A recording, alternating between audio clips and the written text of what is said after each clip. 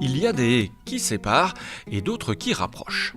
Nous sommes à Vlaine, dans l'entité de Celles, et aujourd'hui nous allons apprendre à plesser des haies avec le programme transfrontalier Tous éco-citoyens. Les projets européens Interreg, c'est vraiment le partage de compétences et d'expériences transfrontaliers. Donc on passe nos savoirs d'une frontière à l'autre. J'habite près de Bailleul, entre Dunkerque et Lille. Et donc je suis membre d'une association qui s'appelle les Plesseurs de Hauts-de-France et de Belgique. Et cette association est là pour essayer de ne pas oublier cette technique qui était encore bien utilisée avant la dernière guerre mondiale. Le plessage consiste à entailler un pied de haie et à l'emboîter dans une série de montants pour former une barrière naturelle.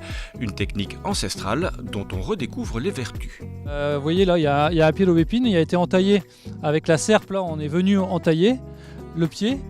Ce pied, les gens pourraient penser qu'il est mort, mais non, puisqu'en fait là, il y a la sève qui passe juste en dessous de l'écorce qui va encore venir repasser ici et alimenter cette branche. Donc cette branche ici ne va pas mourir. Et le fait d'avoir entaillé le pied ici à la base fait qu'on va avoir tous des petits bourgeons dormants qui vont venir se réveiller. Et donc l'année prochaine, on va avoir plein de rejets de la base qui vont réapparaître. Et donc on va avoir une haie encore plus touffue qu'elle l'est maintenant. Une haie en bonne santé, c'est tout bénéfice pour la biodiversité. Alors, en faisant une structure qui est un peu plus complexe qu'une haie qui est uniquement verticale, on crée des zones dans lesquelles les oiseaux peuvent plus facilement construire des nids et donc avoir une meilleure reproduction.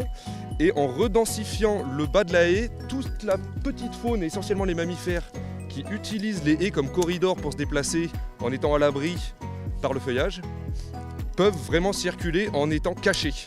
Vivons heureux, vivons blessés. La propriétaire du site en est convaincue. Nous sommes un habitat groupé son but est d'être éducatif et écologique et durable et tout ça, sûrement pour ça. Il y a dans la prairie, il y a des clôtures en barbelé, ça nous voulons que ça parte.